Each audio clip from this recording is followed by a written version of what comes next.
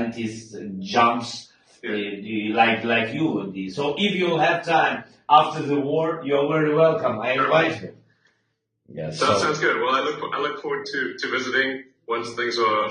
Hey, it's Dave. So Elon Musk just met with Ukraine's President Zelensky today over video.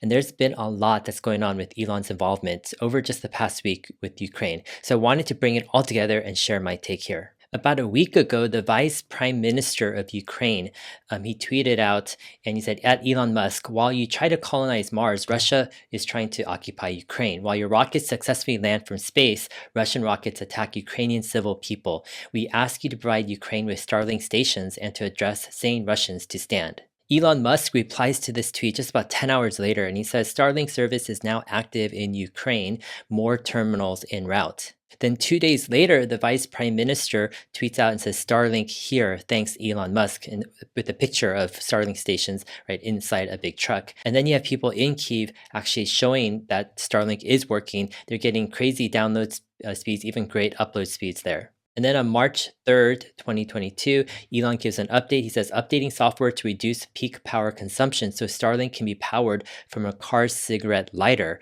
And he says, mobile roaming is enabled so phased array antenna can maintain signal while on a moving vehicle.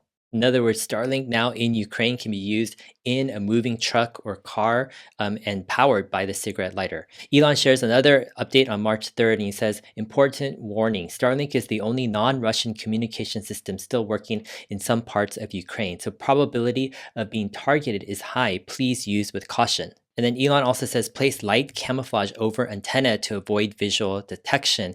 So there seems to be some type of way where Russians can actually target these Starlink satellite dishes and perhaps attack the people around them.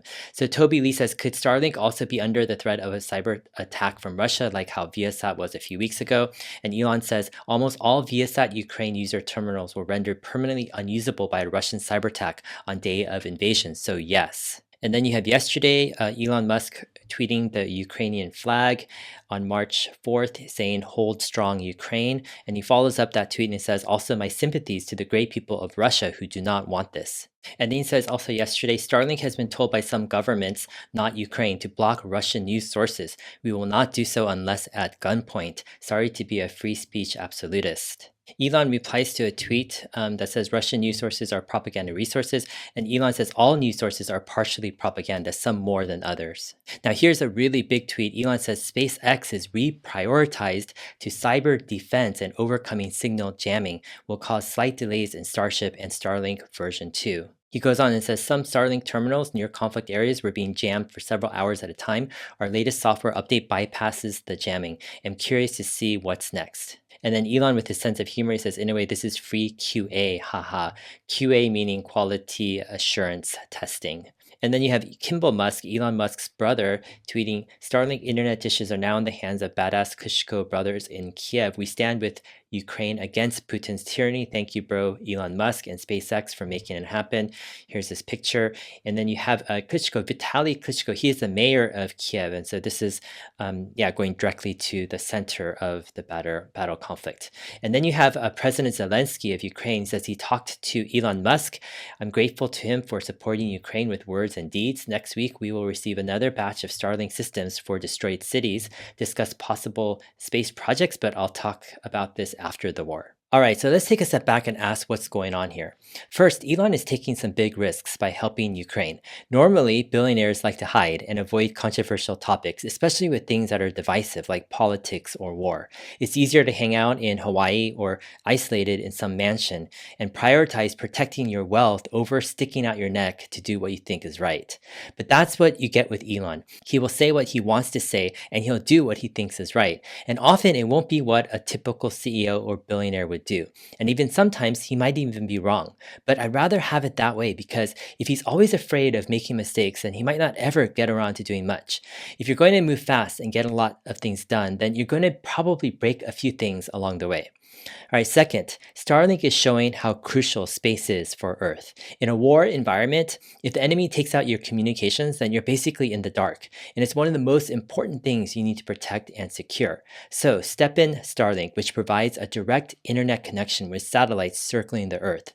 Many people have never even heard of Starlink until now, or they thought it was fake. But here you have Starlink providing one of the most important services to Ukraine. A lot of this stuff, like the number of dishes in Ukraine and what exactly it's being used for, isn't going to be shared. But I'd imagine SpaceX is sending a lot of dishes in, and they're being used by absolutely critical communications. Third, Elon is getting very involved. The key tweet showing this was when he said SpaceX is reprioritized to cyber defense and overcoming signal jamming. Basically, SpaceX is reprioritizing their focus to helping Ukraine at the moment, and that would cause some slight delays to Starship and Starlink version 2. What this means is that Elon is putting his best people at SpaceX on this, and he's likely heading up this effort himself. This is a pretty big deal in my opinion. You never want to bet against the talented engineers and team at SpaceX. Anyways, war and politics can be a messy business, and as this war draws out, I think we will see an increased polarization of political views surrounding it. I think this war is really just too important not to talk about. The implications will be profound on many levels. On Monday, just in a couple of days, I'll be interviewing Dmitry Alperovich. He is the co-founder of CrowdStrike and now runs Silverado Policy Accelerator. He was one of the first people I know to become convinced that Putin was going to invade Ukraine, and this was back in December. We'll discuss what has led up to this situation and where all of this could be headed. Anyways, hope all this has been helpful. If it was, go ahead, like and subscribe. All my videos can be found as an audio podcast as well. Just search for Dave Lee on investing in your favorite podcast player. I'm also on Twitter at HeyDave7. All right, we'll see you guys in my next video. Thanks.